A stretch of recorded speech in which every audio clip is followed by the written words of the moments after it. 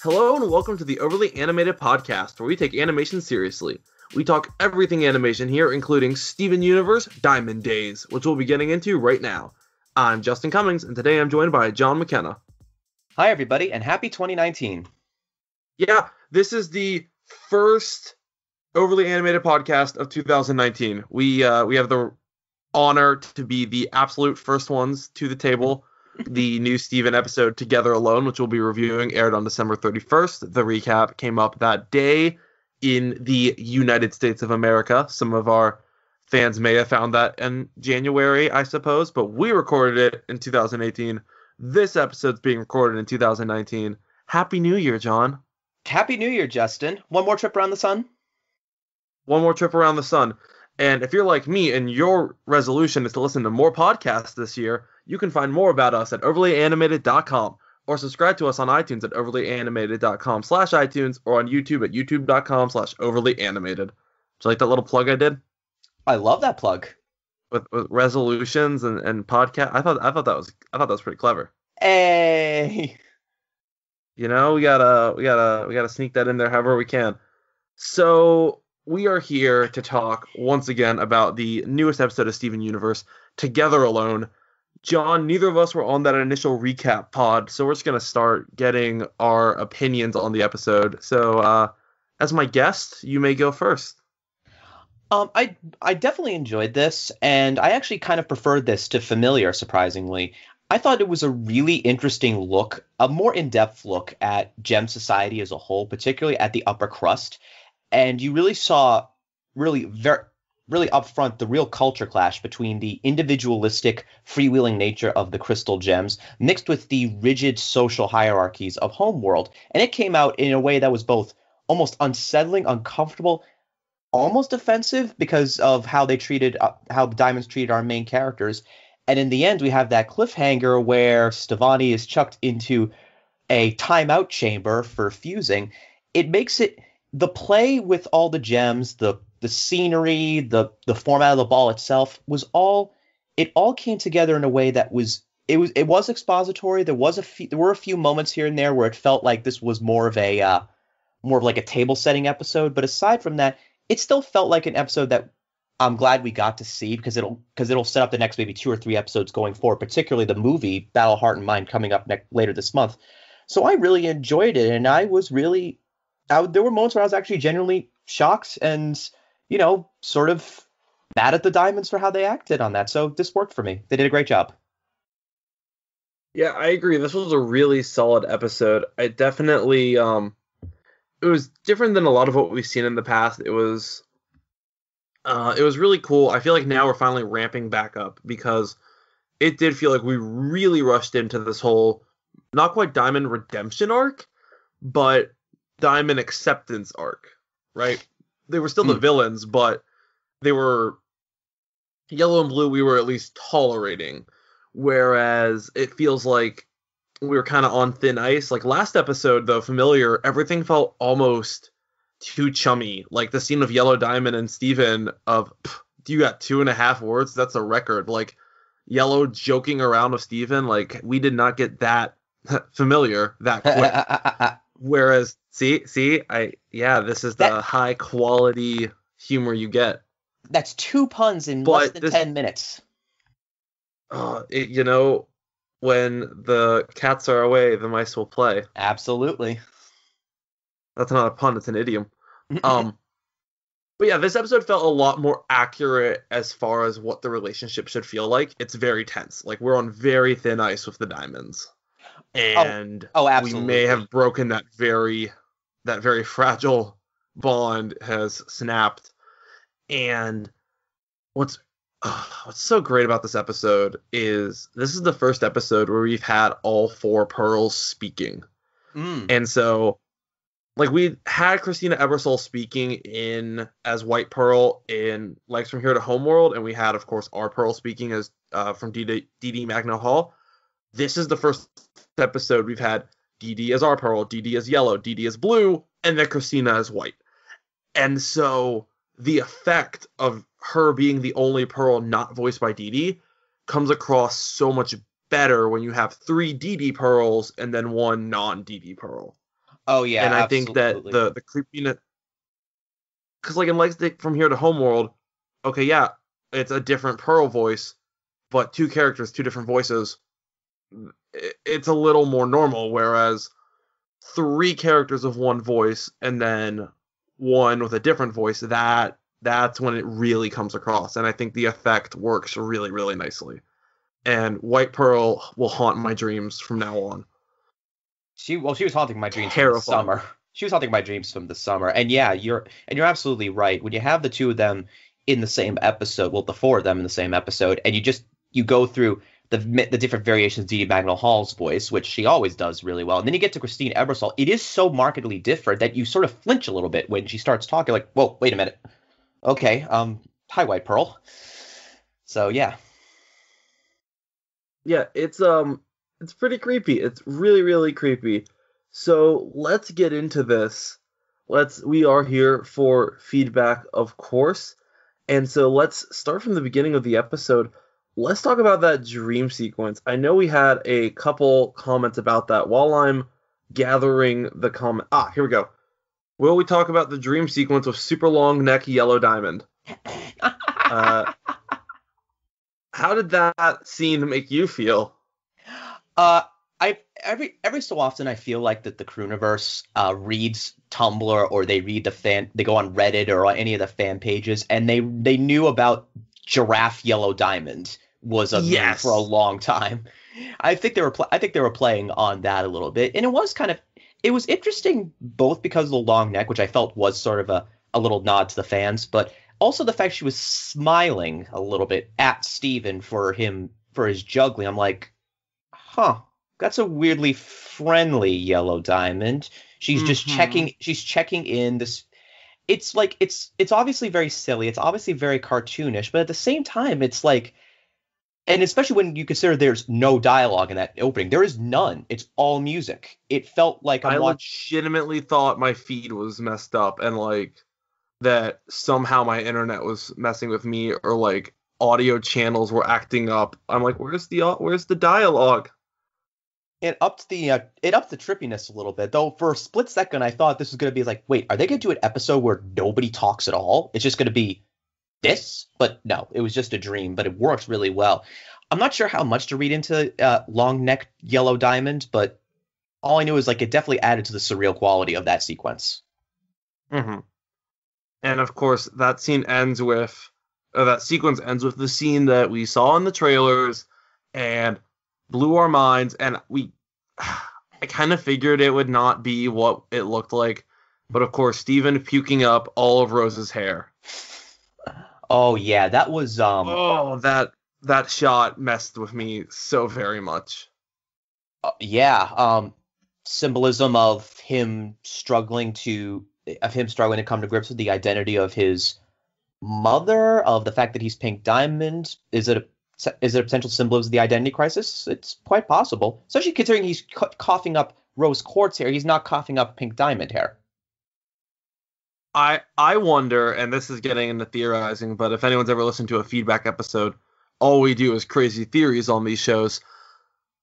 Is this a symbolism of Rose's consciousness in the gem trying to push her way out because she thinks things have gotten too much for Steven to handle and is trying to take over?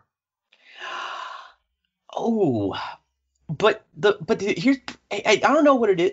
I mean, I see what you're going with this, but ever since the reveal, I've been finding it a lot harder to separate Rose Quartz from Pink Diamond as as distinct characters, because it's becoming increasingly. It seems to be the case that Pink Diamond kind of acted like the Rose Quartz that we know, just from what Yellow and Blue Diamond have been and what Pearl have been telling us. So I don't know. It could be that. I think it could be, trying to get grip on the situation, but it could be maybe Pink Diamond trying to manifest herself in a form that Steven automatically knows and trusts.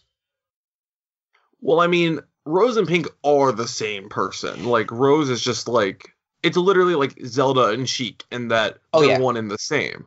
Oh, I mean, they are, And so, they are, but there's still, you see a lot of the chatter, the banter. There's still a lot of people that go with, they say they describe rose quartz and then they describe pink diamond, and there's still that remnant where they're two separate entities, that they're still not yet mhm. square in the minds of some viewers, myself included. I mean, I'm part of that too, but it is, it's that weird sort of, I don't know, that weird mishmash where it's like, they're the same person, but they're not. And I think this is something we haven't really gotten into, is this makes the whole long-standing theory of, will Steven ever talk to Rose? That's been a question since episode 1. And we've kind of gotten an answer in, like, Storm in the Room, but, like, will we ever go into, like, gem mind space a la Malachite and see Steven talk to Rose? And so I think the question now becomes, would he talk to Rose or would he talk to Pink? And the argument for Rose is, this is who he's known his mom as. This is who he was raised idolizing. This is who he believes is his mother. Whereas Pink, I could see Steven also being like, no, if I'm going to talk to you, I want to talk to the real, original, true you. If they want me to be Pink Diamond, I want to talk to Pink Diamond. Like, I think there's an argument for both sides, and I think it makes what was just a 2-character dichotomy of Steven and Rose now a 3-character dichotomy Mm. much more interesting.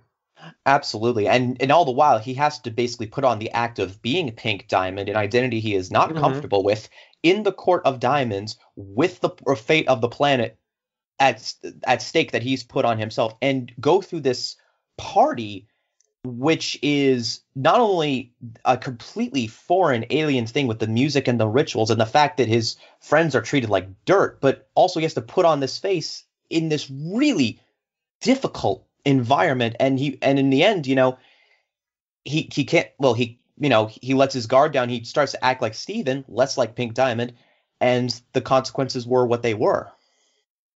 Mm-hmm.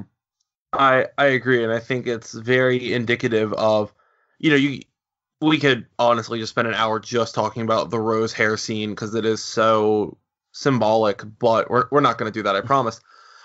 But what's really, really interesting is, yeah, he's in this place where he's expected to be Pink Diamond, and because Rose is Pink Diamond, you could interpret this as Pink trying to come out in the place where it should be Pink, not Steven, right? Like, you could argue that, being here is bringing up those memories, bringing up those feelings, a sense of deja vu almost. Mm. And it's just such a complex scene. It's so simple, but so complex. All right, let's get to the next comment on our website from good old frequent commenter Steve. I've been saying all along, if we get just one diamond to turn to our side, the most likely one is Yellow. One thing I say about Yellow, of all the diamonds, she's the cool one, so that is why she is most likely would be one of our allies.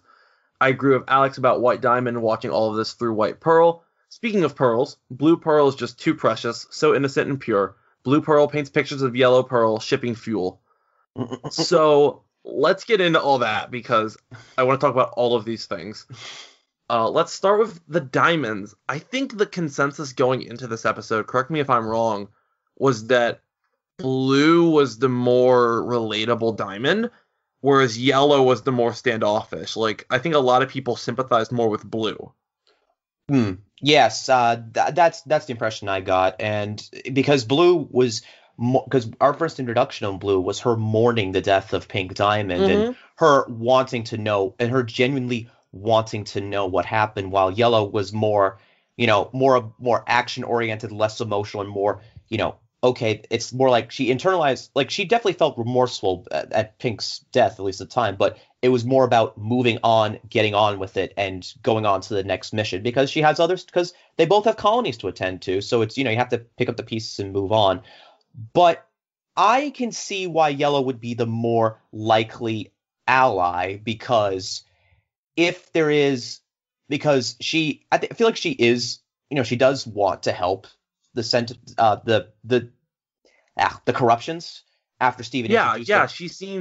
She seemed oddly interested. Like, I mean, not oddly interested, but like, for what we know of the diamonds, of like, blow up the planet. The fact that she cared about these millennia gone soldiers, that does speak something. Right. And she genuinely, and remember going back to Legs from Here to Homeworld, to them, the last 6,000 years were a colossal failure because of what happened on Earth. And she wants to find some way of maybe getting back on track. And she feels, and I think of the two, she is the one that could probably go up to White Diamond and rationalize with her in a way that gets results because she has that neutral. She has that strong mindset of getting the job done and doing what needs to be done in the right way, which unfortunately for her, which becomes the problem later on at the party, which I think we'll get to where Steven doesn't do the right way as society shows, where he only fuses with a human, the Garnet refuses. We get Opal. We got Opal. Yay. We got Opal. The watch is over. We can all relax. Opal has returned to us. No Amy Mon, but still she's returned to us. And then you have that two Jades thing where all of a sudden yells like, that's not what we're supposed to do. What are you doing? And, so it's definitely she's on side, but also still very much wanting to do it like the quote unquote right and proper way, even if it means having the crystal gems act completely against what they've always believed about themselves. Mm-hmm.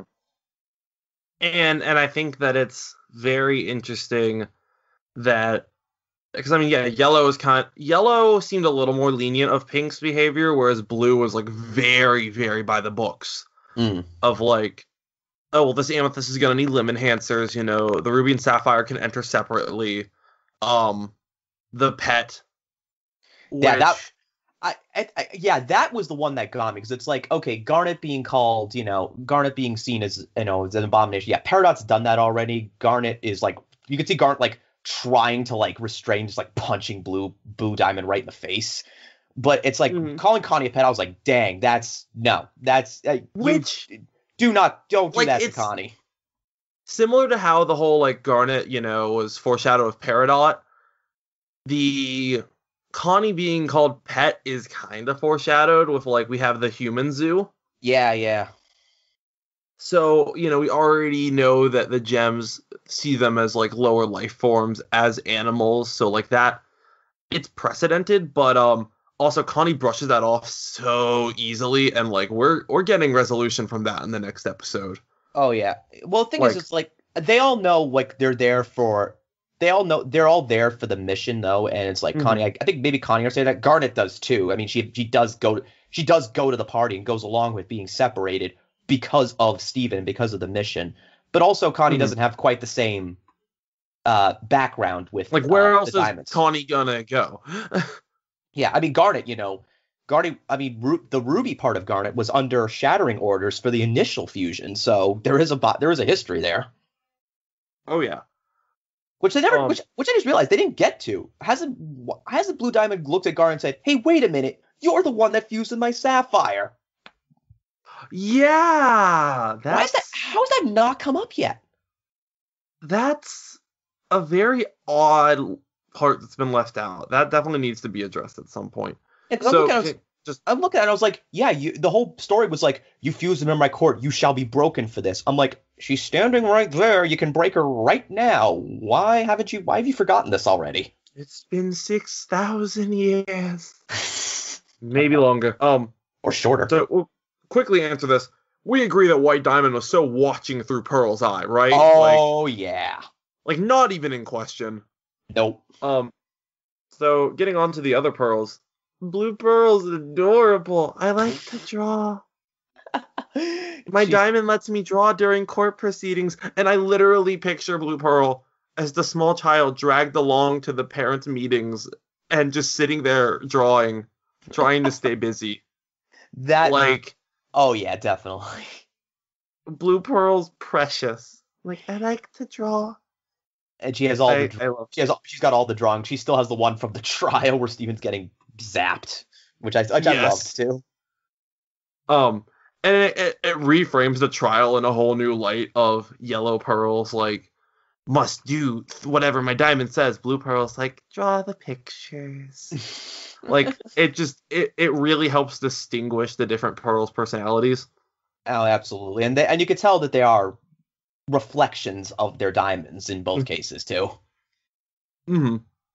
Speaking of reflections of their diamonds, Blue Diamond's accent finally coming through a little bit. Lisa Hannigan's accent, I definitely heard it more in this episode than any other episode. Yeah, that little Irish twang is creeping in. Mm-hmm. Just a little bit started slipping in there, and I'm like, okay, it's definite, which just makes me want her to sing even more, because we have yet to have like a Celtic folk singer on Steven Universe, and I just like, you have her in the studio, please. Like, you have two Broadway icons and a Celtic folk singer in the same room. Like, if My Little Pony can squeeze out a song from a Broadway singer, so can you guys. Come on. Yeah, Hannigan, Lupone, Ebersol. They have tossing Zach Like, Allison in there too for quartet. Let's do it. More like Diamond Court at Court, like Court of Hey! or different pun, Courts at. We have fun. At this point, everyone that's listening on YouTube is throwing things at their screen, probably. They're angrily commenting, feedback to this. Justin's puns are the most annoying.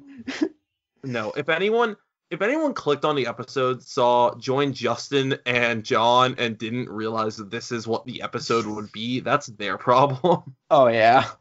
They're either brand new listeners, and I encourage you to go listen to anything by Dylan or Delaney or Michelle or Sam or Andy or Alex. Whoever else is hosting, literally anything that I'm not hosting. Like, if you don't like my hosting, I promise I'm not the only host. There are plenty of others who are much more refined. So let's get it. Hey, we're answering viewer questions. You're having fun with the episode. You're having fun with us. We'd love to have fun with you too. We love having fun. So let's get into another one. Kind of a tone I saw in the YouTube comments was about Yellow Diamond violated public protocol by disciplining subjects of a different Diamond's court. Which, yeah, that's probably not okay. Blue Diamond, despite her condescending tone to Garnet, I still love her. Those poor Jades, I think we're saying, that were poofed for fusing. All of that. This episode makes me think that Yellow is nicer than Blue. Just a lot of this about the actions of the two Diamonds, Yellow and Blue. I've seen, not from our fans, but I've seen some hate online of like, how dare they have the Diamonds act this way? And I'm like, they're villains. Sort of. Like the last couple of episodes, we've been tolerant of them. Like, we've been neutral, but this episode reminded us, like, no, they are still the matriarchs of this society that we believe is objectively wrong. They still hate Garnet. Not everything is resolved because Steven said hi. Yeah, and there is still this rigid class system where everyone is in their role, has their capacity. Even the overhead shot of all the Jades dancing, they looked like cogs in a machine. Oh, that shot was so good. It was brilliant. I mean, because we saw the design when the first pair walked up of like, oh, they look like gears. And then we get that overhead of all of them just dancing and rotating. And like, that shot was so good. It's one of the most memorable to me single frames from Steven Universe is just that overhead, because they don't really do overheads in Steven Universe. Like, that's not an angle this show does. And as a film student, like, a lot of people don't think about, it doesn't matter what angle it does. Every movie you've ever seen, every show you've ever seen has a library basically of kinds of shots that they do. And, they'll have like their familiar shots. And so when they do something like this overhead that, they've never really done before, it's going to jar you because the language of that particular movie is not that kind of shot. And so it was really, I don't want to call it risky, because I mean, it's Steven Universe. We'll love whatever they do. But doing that kind of a shot is just not something we've really seen from them. And it fit so perfectly well. That is a kind of shot you usually only see in big ballroom shots. You probably saw it. I'm sure there was one in Harry Potter and the Goblet of Fire during the big ballroom dance. Barry Lyndon's another movie that I'm sure had quite a few. That the overhead shot like that is usually reserved for big dance scenes, like a big dance hall. Like that's what that shot means, and so I think they used it brilliantly. Don't do it again because like it worked in this scene because it like it's so hard to explain without getting super duper technical and boring half our audience. Right. 3/4 of our audience. I'm overestimating, but it's that shot really just made me stop and think. But yeah, the diamonds like had no qualms poofing Garnet, Opal, the Homeworld fusion. Which, what was your reaction when they fused? When who fused? Stefani The or Jades. when the Jades fused, I didn't really think of it much at first, but then on rewatch, I went back and I remember one of them was crying when Blue Diamond walked in. She didn't Mm-hmm. she didn't control her emotions as Blue Pearl suggested. But then I was like, oh wait a minute, it's those two, and there's another Jade consoling that one, and then when they fused, because at first thing I thought I was like, well, where did you come from? You don't matter to anybody. But then you realize. Nope, actually, and that's actually why I brought up the overhead shot, because you realize it's like this is a society that's meant to run like a well-oiled machine. There's no such thing as the individualist cog in a machine, because then the machine breaks. So that action by the Jades to fuse is both a symbol of resistance to the social hierarchy, even from within the court. Which you probably think has to be even more embarrassing, because here are very loyal people in a court in front of the Diamonds, just totally breaching protocol and doing what they're not supposed to.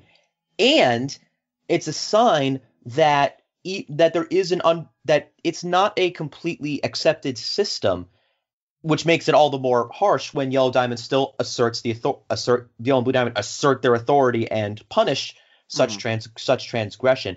But yeah, going back to what we began with about how I'm very surprised there's a lot of people more sympathetic on Team Yellow than Team Blue. I wasn't expecting that, but I do get it.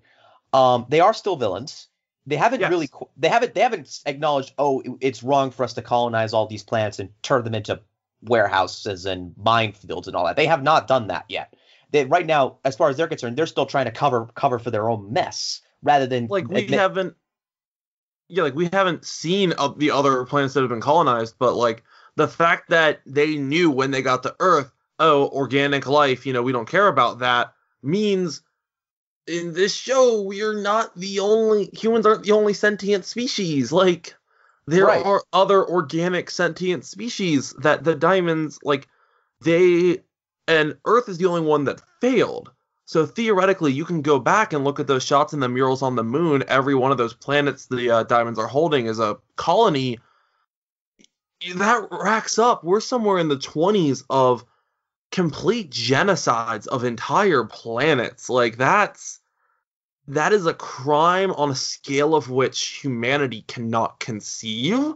Exactly. And so, one trip to the sauna is not going to override the, literally destruction on a scale that we cannot fathom. Right, and it's important to keep motive into perspective. This is not, they aren't friends; they're just allies of convenience. Correct. And frankly, I think as far as Yellow is concerned, particularly Yellow is concerned, it's not so much about really wanting to save Earth because she feels great about Earth. She saw Funland and was amazed. She saw Onion, was even more amazed. It wasn't any of that. It was more like, okay, let's just fix Earth, get it back to where it is, and then forget this whole thing ever happened and just leave it alone. It's not so much, we're sorry we did this. It's more, let's just wipe the slate clean and move on to the next planet. Yeah, it's a lot to process. It's a very complex situation, which I'm glad we're at a point where we can have these nuanced relationships where it's not just villain to hero.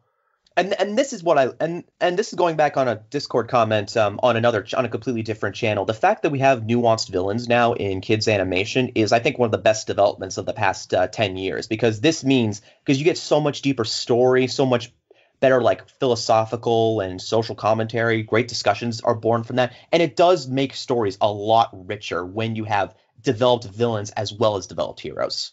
And I just saw a comment yesterday talking about how old certain shows are, and it's like Codename Kids Next Door just turned 17 this year, or it will in December, and it's like that was a show, even, another Cartoon Network original, that it had surprisingly nuance to its villains. Like, it had twists and turns with how its villains were portrayed. And I truly think that, like, the 21st century of animation has truly been pushing that forward. I mean, Western animation. Anime obviously has had nuanced villains for quite a while. They've had they were ahead of the curve on that one. But as far as Western animation, like, we've seen in the last couple decades, really seen this building. And I think a show like Steven, a show like Star, a show like Voltron really shows how far we're willing to go in these kind of moral gray area characters that were previously reserved for just like what's often called prestige television, limited season numbers, limited episodes per season. Those are the shows that could have these complex characters. And now we're seeing it in basically the modern version of a Saturday morning cartoon. Right. And that development to me is just incredible. Yeah, and I don't think that can be overstated. Yeah, and right. There's actually a comment that I saw on Discord. And I think also on the recap pod they talked about this as well. Did you notice the pearl in Steven's dream? Yeah, it's definitely White's pearl, like White's current pearl. But wait a minute, she's pink though. And has both eyes. Same person? It's the same pearl. It's the same pearl. Like, if you don't think it's the same pearl, like, you've never watched media, unless you have like your own crazy fan theory of like White was so envious of Pink's pearl that she modeled hers after it, and when she wouldn't behave perfectly, she cracked her eye. Ooh, I like that. So then now the point being that no, it's the same pearl. Like, it's the same, because we've never seen the buns style, the Princess Leia hair on the pearls. Right. And that means if Pink Pearl became White Pearl, does that mean the White Pearl became the Pink Pearl and the Pink Pearl is our pearl? It would fit the location theory. Yep, that was I think his name was, I want to say it was Steven LP on Discord. That's not the same. That is not the same Steve. It's another Steve. We have two Steves commenting. That's great. It's secretly Steven Sugar. Yes. He watches us. I don't know if he does or not, but no, it's like he talked about the gem placement. He talked about gem placement theory, and he brought that. I was like, that's a really good point. Which, if you go back and listen to some of our earlier episodes, I was the first person to ever posit that theory on the podcast. So I should just ask you. I should ask you about what happens for the next three episodes. Then, should I? It's one of those things where I've been like on the crazy theory bandwagon since like season 2, and it's been a running gag. You can go back. There are some great moments where I was predicting things for like a season. There was a point in time where Dylan banned me from discussing centipedal theories because he's like, centipedals never coming back. This was like after Monster Buddies. He's like, centipedals never coming back. Then Monster Reunion happened, and I'm like, Dylan, can I talk about Centipedal now? And yeah, I was also one of the first people. I was the first person from Overly Animated, at least, to know about the whole Christina Ebersole White Diamond theory. I didn't come up with it. I'm not claiming it. Heard about it on Reddit. Apparently, somebody heard it from Patti LuPone after a Broadway show. I just happened to find a Reddit post. It's like Patti LuPone just spills the beans at a random Broadway post. Next thing you know, it's on Reddit and has 25,000 upvotes.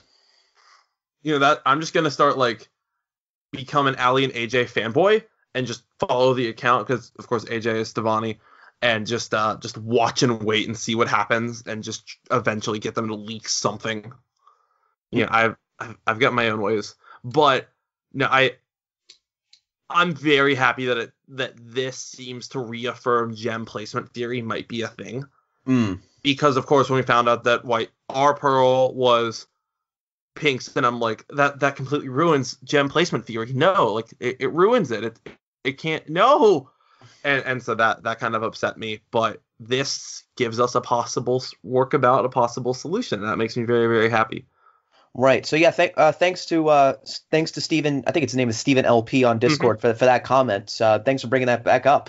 one more Discord comment, and then we're gonna head out. We're gonna call it a night. From Alex on Discord. Basically, what if White Diamond or the other diamonds are gonna try brainwashing the crystal gems? Hence, battle of heart and mind. Of course, we have one more episode left in this kind of weekly run. Then we have a week hiatus, and then we come back on the 21st for a 1 hour, I guess, our special, our movie, TV movie. It will not be eligible for an Emmy for TV movie because that must be 75 minutes. But, yeah, basically TV movie of Battle of Heart and Mind. Where do you think that name is coming from? Well, the obvious answer would have been that this is the big confrontation with White Diamond over can you reset Earth back to some semblance of normalcy with these gems. But the idea of brainwashing, it's honestly, it doesn't. I could honestly see that, to be perfectly honest, because I still think about White Pearl. She's almost like an extension of White Diamond's body, almost like she seems to be almost on autopilot, like has probably the least amount of independent agency of any of the other pearls or the other diamonds as a whole. So brainwashing I think that was talked about back when Legs debuted, that was a possible character trait of hers. But yeah, I think it is like where Steven has to fight, or Stevani, I should say, has to fight off, the brainwash attempts. Mm-hmm. I think it is a wild card theory. I think it could be an actual literal battle with like with a fusion, maybe. We don't know. All the fusions. But mind control, rehabilitation, because every single gem has been poofed right now that we care about, and plus the 2 Jades who we might still care about. Who we will grow to care about. Can they join Lars in the off colors? Yes, please. There's room on the ship. But so maybe they could reform and maybe be controlled by White Diamond. That'd be that'd be creepy. It'd be creepy, but it'd be really interesting. So they're all voiced by Christina Abersol. Oh my god, yes. Oh, I need this. Yeah, no, it would almost have to be, because it's like because the alternative, I guess, would be like maybe a deadpan voice acting by all of them, but it's like, well, Stella's kind of already deadpan, so I'm not sure where, but it would be fascinating to see that. So I'd like to see that. I am genuinely interested to see. I'm getting more and more interested about that TV movie as we go on. So yeah, it's keeping in mind that it is 4 episodes basically put together as a special. Like, we don't know if they are part 1, part 2, part 3, part 4, or like we don't know how they were produced. Like we have no idea. Were they meant to be like a block? Were they meant to be watched like as an hour? Were they meant to be? Is it like 3 in a row and then like an epilogue? Like, we don't know. I'm going to assume it's probably going to be the same as Wanted, where it was one event split among 4 episodes, where it's like where you can watch just one and not the others, but they all work in sequence. Right. So I think that's where I'm going for. It could be a full hour length episode too. But I think, unlike Wanted and a little bit, and unlike Wanted, this one has a lot more ramp up to it though too. Mm-hmm. So it's like there's hype building. Then we're gonna get the week-long break. So you're like, we gotta wait 2 weeks. This is torture. How can you make us wait 2 weeks for a new episode, Cartoon Network? When we had just waited 6 months, 5 months, something ridiculous like that. Yeah, but that's dead. This is now. We can't wait 2 weeks. 5 months, yes. 2 weeks, no. But so it's gonna. So it's ramping up to something huge. Yeah, it's all the rumors are saying that Battle of Heart and Mind is the end of season 5. We don't know if they've been greenlit for season 6, like we all think they have, but we don't know that 100% for sure. We know we have the movie at some point, that was announced at SDCC, which is not Battle of Heart and Mind. Right. So no. All we know though, Battle of Heart and Mind might be the series finale. I'm not saying it is. I'm not saying it is, but for all that we have been directly told by Cartoon Network, it could be.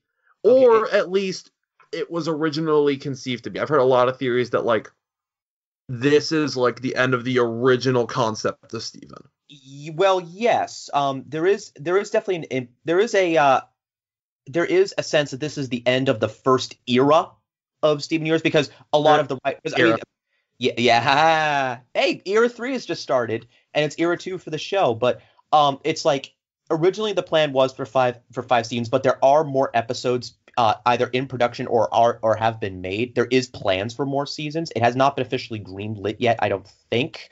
But I don't think this is I do not think this is the series now, but it is it's probably I think safe to say it's the culmination of one chapter of the Steven Universe epic. Yeah, I don't think it's gonna be a new one will begin soon. We just don't know what that new one will consist of, its themes, or any of that. But I'd be surprised. I don't think this is. I do not believe that this is the end. I don't think it's the end per se.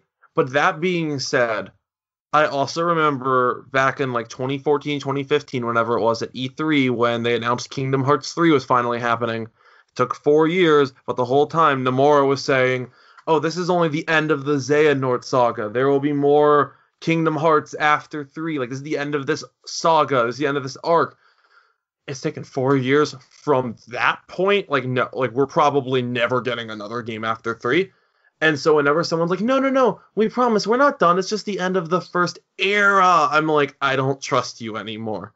Yeah, but Kingdom Hearts, you've been waiting 4 years for Kingdom Hearts. Hopefully when this arc is done, we'll be waiting way less than that for the for the rest of the batch. But I've been burned by creators overpromising one too many times, and I don't think Rebecca would do that.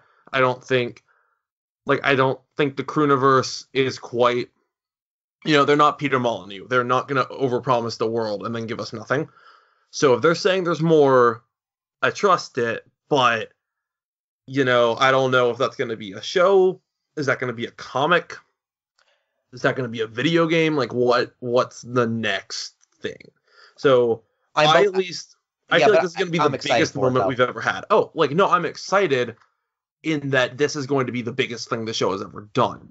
Up to this point, yes. And I remember being on the podcast for Bismuth when that was the biggest thing the show had ever done. Like, it's been such an honor to see this show grow to what it is, and to be able to have this kind of an episode after seasons of, me being the White Diamond Theory watch guy of, we saw this symbol in a corner of a panel, like, finally, like, we've ramped up, White Diamond is real, White Diamond exists, White Diamond is here, and, it's all been building up to this since the very, very beginning. And of course we love theorizing about this. We love theorizing, and the theories sometimes do come true, and theories do come true sometimes, though. I still, going back to what Bismuth said, the one thing I loved, I was talking with my friend after that episode on Facebook, and I captured this. The moment that A Single Pale Rose ended, I took a screenshot of our comment thread and said to him, he literally said, well, this puts to rest the Rose's pink diamond theory, doesn't it? She can't be pink diamond if she came from Earth. And I was like, yep, you want to recant that right now? Yeah, that, this show's full of misdirection. It really is. Yeah. Then they've handled the Pink Diamond mystery arc extraordinarily well through this whole season. I trust Rebecca Sugar. I trust the Crewniverse.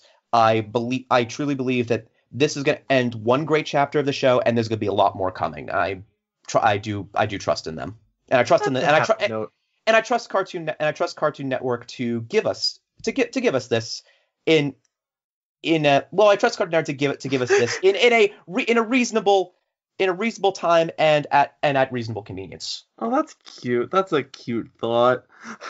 I am entering this year hopeful, okay? I want to be positive. It's going to be a great year, honestly, with all the new shows we're getting. We're getting the first, Avatar novel this year. It's going to be a good year. I'm excited. What are you most excited for that we're going to be talking about in 2019? Besides Steven, obviously, because Battle of Heart and Mind is on everyone's mind.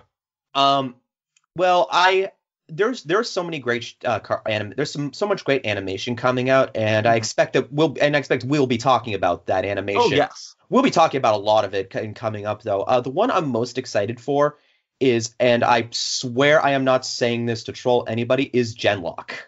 Rooster Okay. Teeth. I've followed Ruby starting last year. I absolutely love that show. I've seen the previews of Genlock. I've heard the voice acting. Rooster Teeth right now is guns ablazing as far as their animation is concerned, and that show looks really amazing. And it's coming out later this month, and I'm hoping that it lives up to the hype. And as far as Cartoon Network is concerned, Infinity Train might be coming this year. Yep. And I think it's confirmed coming 2019. yes, when 2019 is It's just 2019. yeah. We actually there is a pod. We Overly Animated did a podcast about the pilot. It's available on our general. It's available on our general feed. I think most of us that saw it loved it, and we are really excited about that show coming forward because it is such a really cool idea that Cartoon Network is doing. So Yeah, they have a few of their stuff coming to fruition this year. Victor and Valentino, I think, is this year. Apparently, Forever 12 has been picked up for series. Which I did not expect, because if no one's seen that pilot, it's basically Chalk Zone. Like, apparently that's been picked up for series. Sold. You said Chalk Zone. I'm sold. Yeah, if you haven't seen that pilot, go watch it. Honestly, if you haven't seen every Cartoon Network pilot the last couple of years, like, if you're not watching pilots, like, please do. You see so much interesting stuff that you just wouldn't happen across otherwise. Like, when I saw the Infinity Train pilot, I was sold in a heartbeat as soon as I saw the corgis. Corgis! It's just so good. Yeah, it's gonna be a great year. Yep. And Alex gave a great send off in the recap pod. Thanks to all those who listened to us in 2019. We hope you'll stay with us 2019. Bring your friends. We're gonna have a lot of fun with Steven Universe and all the other stuff. Tune in, kick back, and come along for the ride with us. It's a great way to end this. You can find all the info on this podcast at overlyanimated.com. As we mentioned, we do have a Discord. Join us on Discord, where we talk all kinds of stuff about animation at overlyanimated.com/Discord, or support us via Patreon at patreon.com/overlyanimated. Thanks to all our current patrons, especially our patron of the podcast, Carter, aka Cardboard. And thanks as always to our Patreon executive producers, John, Ryan, Steve, Alex, and Hugh. Coming up, we will, of course, have the next week's Steven Universe. Is Ruby still going, or was this the finale? Ruby is having a new episode, so join Team Da. That's what I think some fans call that. Team Da will be covering this week's episode pretty soon. So, join us then.